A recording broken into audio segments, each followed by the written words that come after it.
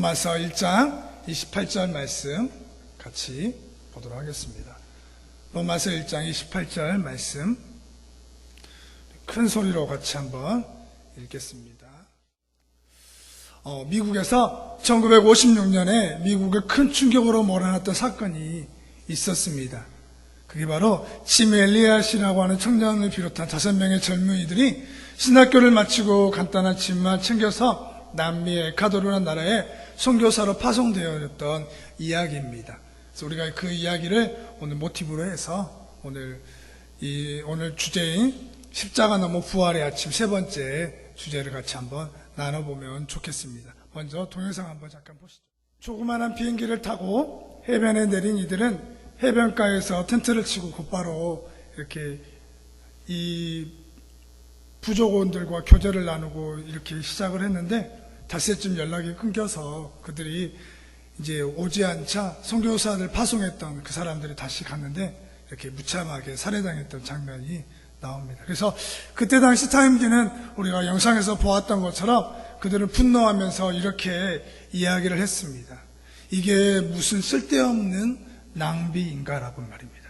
그래서 이 젊은이들이 그 장래가 촉망되는 젊은이들이 도대체 무엇 때문에 멀리 남미까지 가서 아무런 일도 하지 못하고 죽음을 맞이했는가, 그러면서 신학교와 선교본부와 하나님을 비난하면서 그들은 그렇게 이야기를 한 겁니다. 이게 무슨 쓸데없는 낭비인가, 쓸모없는 죽음인가라고 그렇게 이야기를 했다고 합니다.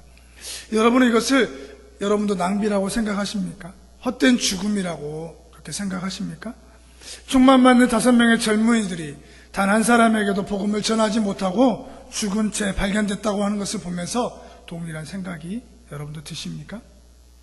이게 무슨 쓸모없는 낭비인가, 아무 의미 없는 죽음을 죽었어 라고 생각합니다.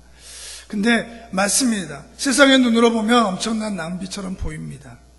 근데 저도 그렇게 생각할 때가 있었습니다. 그건 너무 무모한 행동이었고 당장 아무런 열매도 보이지 않는 일에 그렇게 자신의 생명을 써버릴 필요는 없었을 거야 라고 생각이 들어졌습니다. 교회를 개척하고 나서 드는 생각이 보이는 환경과 문제들을 보면서 너무 무모한 도전이 아닌가. 매주 아니 시간을 내서 전도지를 들고 호수공원 일대를 전도하고 다니면서 드는 생각이 받아주지도 않고 또 환영하지도 않는 그런 전도를 계속 해야 되는 것은 너무 낭비가 아닌가. 전도를 위해서 생수병을 사고 또 전단지를 찍어보기도 하고 또 전도 물품을 구입해서 전도하는 일이 허비하고 있는 것은 아닌가. 차라리 그 돈으로 더 나은, 더 좋은, 더 멋진 일을 하면 좋을 텐데 차라리 개척이 아니라 다른 사역, 안정된 교회에서 차라리 부사역자를 하면서 시간을 보내는 게 더 낫지 않을까라는 생각이 듭니다. 수많은 교회가 이 나주 혁신 안에 있는데 이곳에서 교회가 하나 더 세워진다고 무엇이 달라질까? 시간과 물질을 허비하지 않고 차라리 그 시간과 젊음으로 더 큰 화려하고 아름다운 사역을 하면 더 좋을 건데라고 누군가 나에게 꼭 이야기하는 것처럼 그렇게 들려지는 것 같습니다.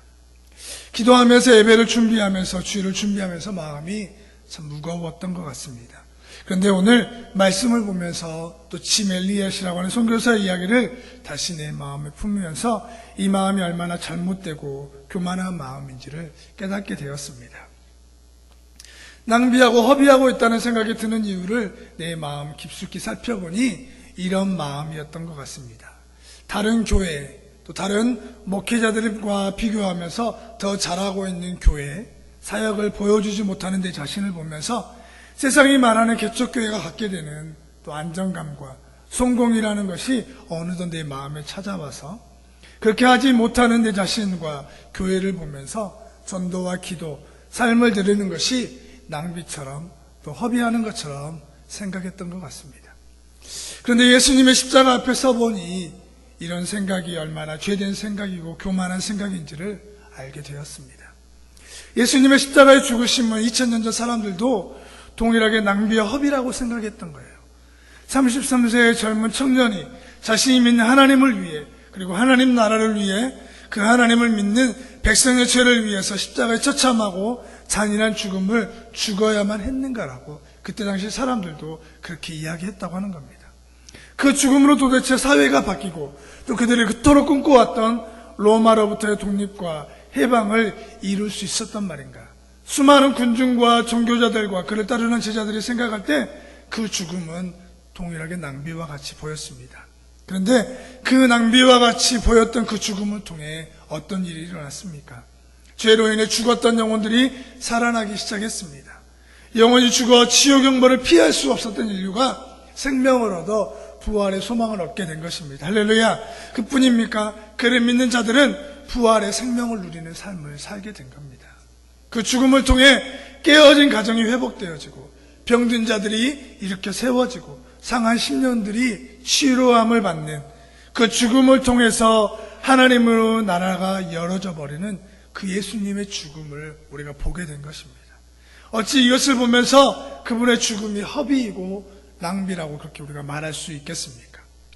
그런데 여러분, 이런 생각과 마음이 목회자인 저에게만 해당되는 이야기일까요?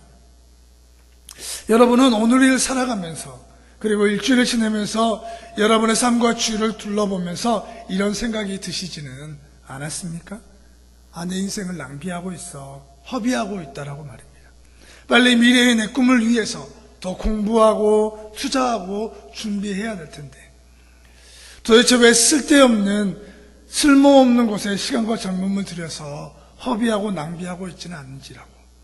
성공적인 중년의 삶을 위해서 또는 성공했다고 하는 사업가가 되기 위해서 자녀 양육과 또 공기업의 과장과 부장, 여러 가지 사회적 위치를 얻기 위해 사는 것을 낭비라고 하지는 우리가 생각하지 않으면서 마땅히 우리가 예비해야 할 하나님, 나를 부르시고 보내신 그 직장에서의 크리스찬으로서의 삶, 함께 가족이 된 교회와 공동체를 사랑하고 섬기는 것, 또 하나님의 그 교제의 시간인 기도 생활이 어느덧 허비하는 것처럼 보이기 시작하지는 않았냐고 하는 것입니다.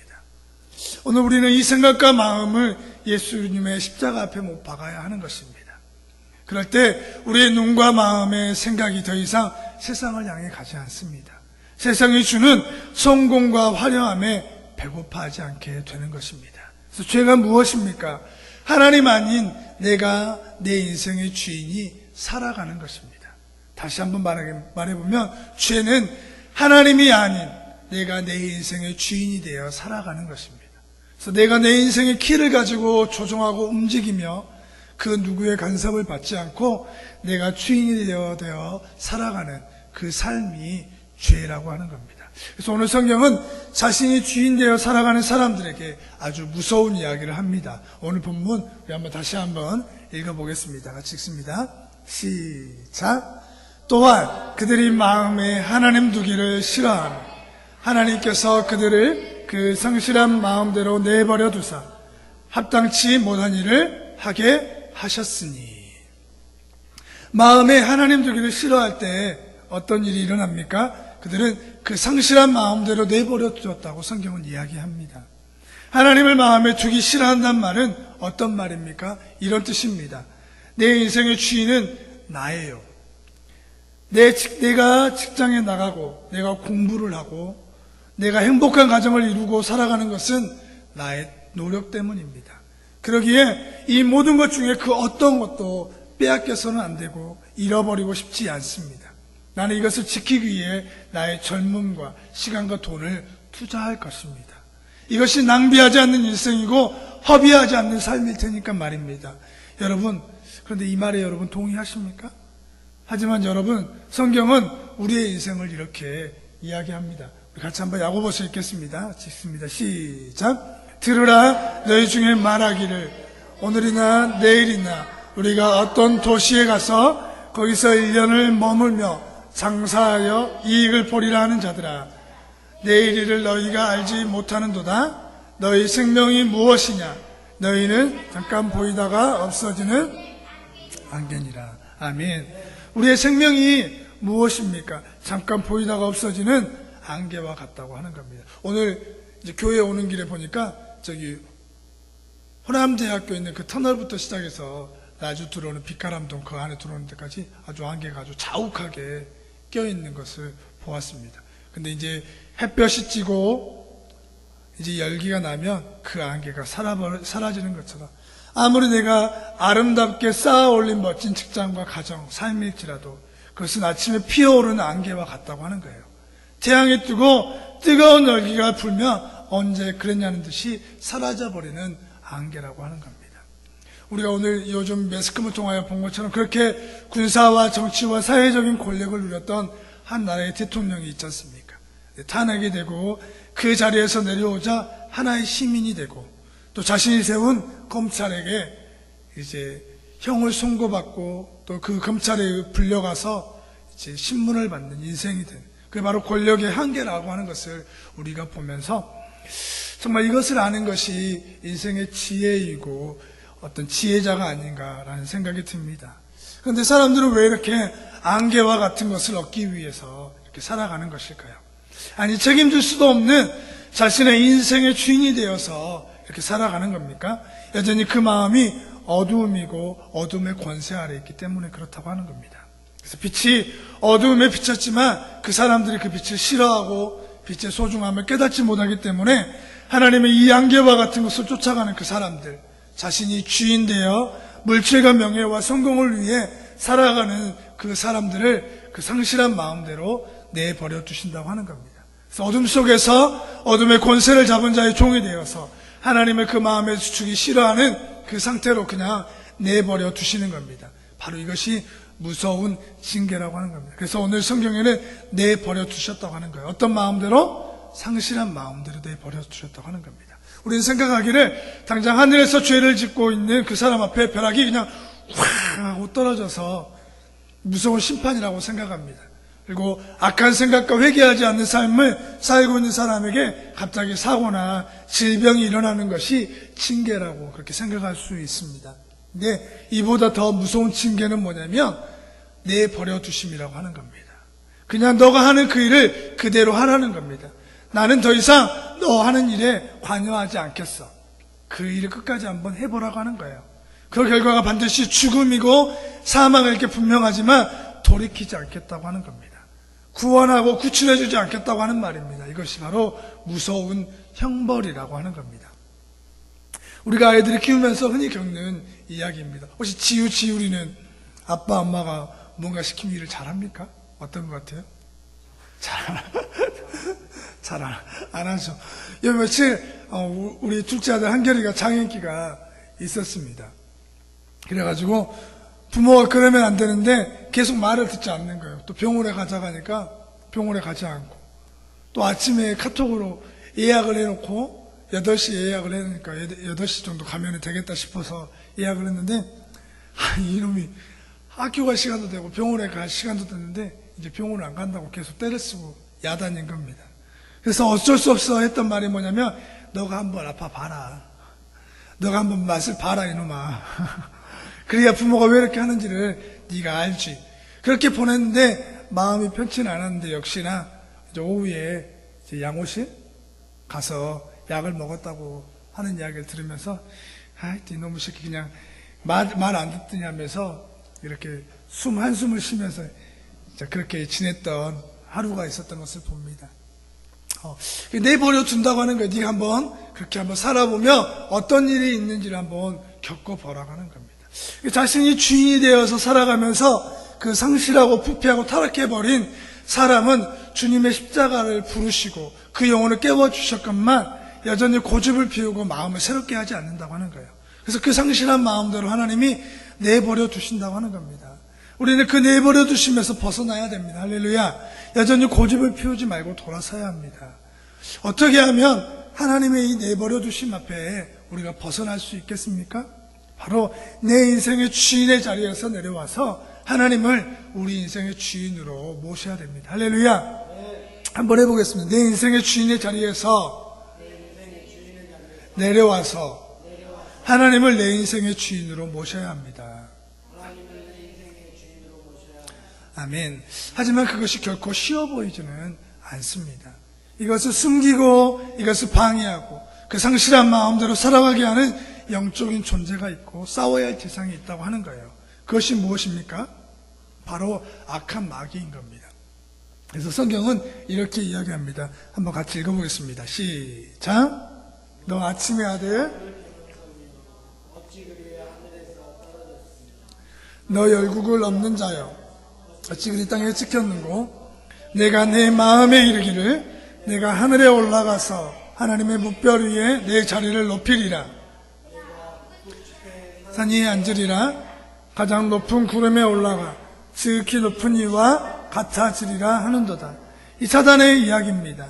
사단의 이야기를 내가 하늘에 올라가 하나님의 뭇별 위에 자신의 보좌를 두는 겁니다. 하나님이 된다고 하는 거죠. 그리고 가장 높은 구름에 올라가서 지극히 높은 이와 같아지리라 하는 겁니다. 자신이 왕이 되고자 하나님의 자리를 넘보았던 사단입니다. 이 땅에 내려와서 아담에게도 동일한 죄를 짓게 해버립니다. 그게 무슨 사건입니까? 바로 선악과 사건입니다. 아담과 하와를 속여 선악과를 따먹게 했습니다.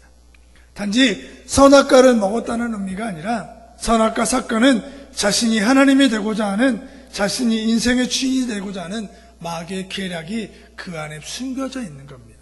그 계략대로 아담과 하와는 선악과를 따먹고 그때부터 인생은 죄의 노예가 되고 마귀의 종이 돼버렸던 것입니다. 성경은 우리 인생의 상태, 그 마귀에게 속아졌던 상태를 이렇게 이야기합니다. 너희는 너희 아비 마귀에게 났으니 너희 아비의 욕심대로 너희가 행하고자 하느니라.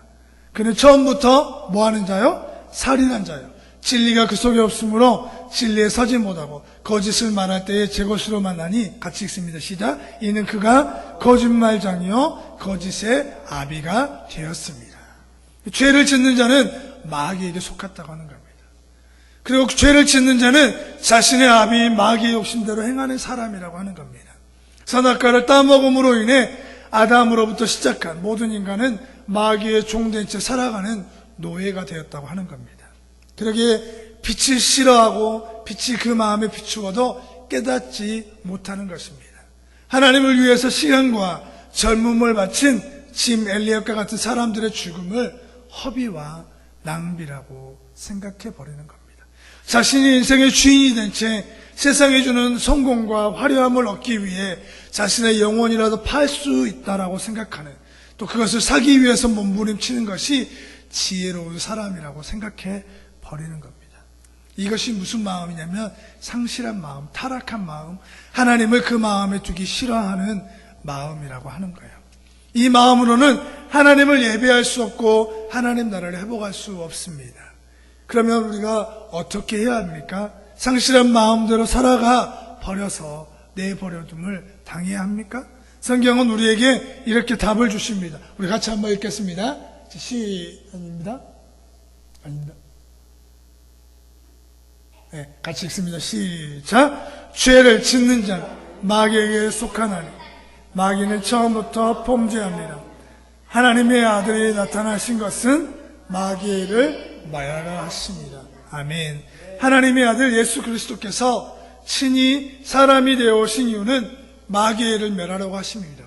그래서 마귀의 일이 무엇입니까? 바로 내가 내 인생의 주인이 살아가도록 했던 그 사건이 마귀의 일입니다. 근데 예수님은 육신이 되어 이 땅에 오신 이유는 뭐냐면 그 마귀의 일을 멸하라고 오셨다고 하는 겁니다. 할렐루야. 그래서 내가 내 인생의 주인 되어 살아가도록 하는 마귀의 그 일을 멸하러 오신 겁니다.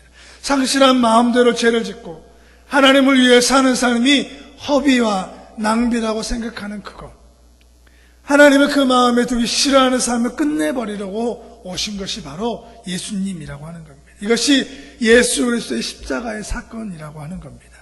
그 십자가에 나의 정과 욕심이 못 박혀 버린 것입니다. 마귀의 종노를 하며 살았던 그 죄가 못 박혀 버린 것입니다. 이제는 내 인생의 주인은 내가 아니라 하나님이십니다라고 고백할 수 있도록, 할렐루야, 그 마음을 회복하시고 일으켜 세우시는 것이에요. 오늘 우리가 이곳에서 예배를 드리는 이유가 무엇입니까?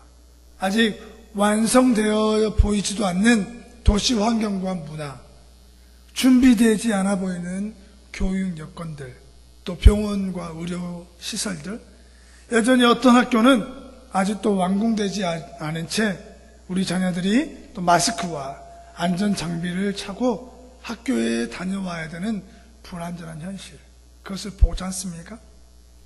또 여름이 되면 스멀스멀 또 우리들의 코에 풍기는 또 악취와 그런 냄새들을 맡으면서 내가 이곳에 왜 왔는지, 오고 싶어서 오진 않았다는 생각들, 또 어쩔 수 없어서 보내는 시간들, 또 기회만 되면 다시 어딘가 돌아가고 싶다라고 생각하는 그와 같은 부러워하는 마음들. 그런데 사랑하는 여러분, 정말 이 생각과 불안만들, 또 불평들, 또 준비되어 보이지 않는 현실 속에서 우리는 무엇을 잃어버린 줄 아십니까? 바로 우리를 인도하시고 내 인생의 주인이 누구인지를 잃어버렸다고 하는 겁니다. 마치 내가 결정해서 이곳 나주에 온 것처럼, 마치 내가 이 교회를 선택해서 스스로 내가 온 것처럼, 마치 내가 무엇인가를 결정할 수 있다고 생각하는 사람처럼 우리가 어느덧 살아가고 있기 때문에 그런다고 하는 거예요. 우리의 발걸음을 인도하시고 결정하신 분은 내 인생의 주인 되신 하나님이십니다. 할렐루야. 그러기에 지금 내가 서 있는 이곳, 또 나주, 또 혁신 겨자씨 교회가 하나님이 나를 부르신 그 소명의 자리이고 사명의 자리인 것입니다. 그러기에 이곳에서 하는 헌신과 드림과 예배와 기도는 결코 낭비와 허비가 아닌 겁니다. 이곳 나주에서 사는 삶이 결코 잃어져 버리는 삶이 아니라고 하는 겁니다. 왜 그렇습니까? 나의 주인 되신 하나님께서 나를 가장 좋은 곳으로, 내가 성장하고 변화될 수 있는 이곳 나주로 나를 보내셨기 때문입니다. 또 이 혁신교자씨 교회로 우리를 보내셨기 때문에 지금 이 환경과 이 상황과 내가 처해 있는 이곳이 내 인생의 가장 귀하고 아름다운 날인 줄 믿습니다. 우리 동영상 한번 더 보겠습니다. 한 사람 질 엘리엇이라는 선교사를 통해 에콰도르의 잔인한 원주민들이 예수님을 알게 되고 엘리엇을 죽인 족장은 그들을 리더하는 목회자가 되었다는 것을 우리가 보았습니다.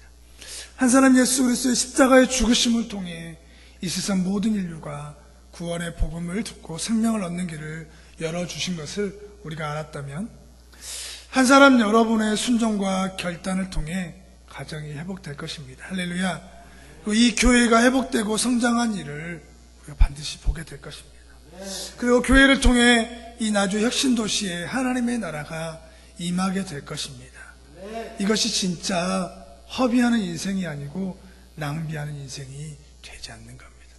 우리의 눈을 한번 들어서 여전히 우리의 마음과 우리의 생각이 무엇에 집중하고 있는지를 돌아보고 정말 참된 낭비가 무엇인지, 정말 낭비하지 않는 인생, 헛된 인생이 무엇인지를 우리가 구분하여서 정말 상실한 마음대로 살아가는 게 아니라 하나님이 주시는 귀한 마음 품고 한 주간도 승리하는 저와 여러분이 되시기를 예수님의 이름으로 부탁드립니다. 우리 다 같이 일어나서 찬양 하나 드리고 기도하는 시간 갖겠습니다. 하나님, 내 인생의 주인은 내가 아닙니다.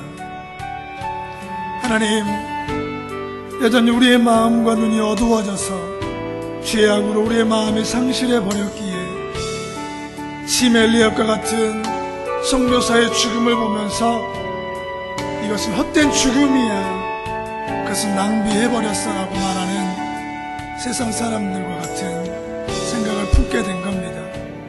하나님, 우리가 이곳에서 예배드리는 것이 어찌 헛된 거게,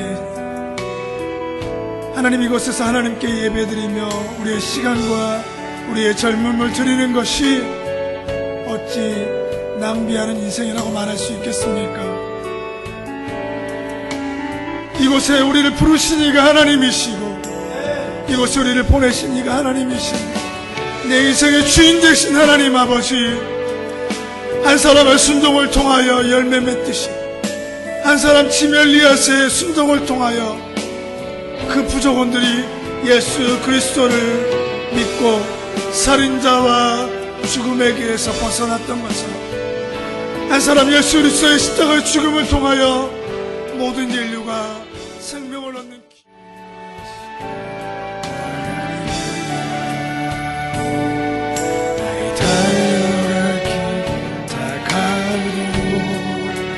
나의 마지막 호흡 다하도록 나 하나님을 찬양하리라, 나 하나님을 노래하리라, 나 하나님을 하나님 아버지 감사합니다. 이제 내 인생은 내 것이라고 말하는 악한 마귀에게 속아서 책임질 수도 없는 내 인생을 내가 책임지는 그 자리를 내려놓고 하나님이 내 인생의 주인 되어 주십니다. 하나님이 내 인생의 왕이 되어 주십니다. 하나님이 내 인생의, 내 가정의 주인이십니다라고 고백할 수 있는 귀한 마음 주시니 감사합니다. 하나님, 한 주간도 여러 가지 환경과 사건과 문제들과 답답한 일들을 만날 수 있을 것인데 그와 같은 모든 일들은 하나님의 손 위에서 허락되어지는 것임을 믿습니다. 그러기에 그것은 나를 죽이고 멸망시키고 힘들게 하는 사건이 아니라 내 영혼을 성장시키고 성숙시키는 하나님의 뜻이 있음을 발견하게 하시고 그를 통하여 하나님께 감사하며 또 하나님을 예배하는 귀한 시간 되게 하여 주시옵소서. 이 믿음 가지고 승리하게 하시고 이 믿음 가지고 한 주 하나님이 기뻐하시는 삶을 살아낼 수 있도록 인도하여 주시옵소서. 이제는 우리 주 예수 그리스도의 은혜와 아버지 하나님의 감당할 수 없는 그 크신 사랑과 이제는 내가 내 인생의 주인이 아니라 내 인생의 주인은, 내 가정의 주인은, 이 교회의 주인은 하나님이십니다라고 깨닫게 하시는 성령의 역사가 이제 돌아가는 발걸음과 가정과 직장과 삶과 이 나주혁신 도시 안에 있는 모든 하나님을 사모하고 사랑하는 자들 위에 이제로부터 영원토록 함께 하시기를 간절히 축원하옵나이다. 아멘.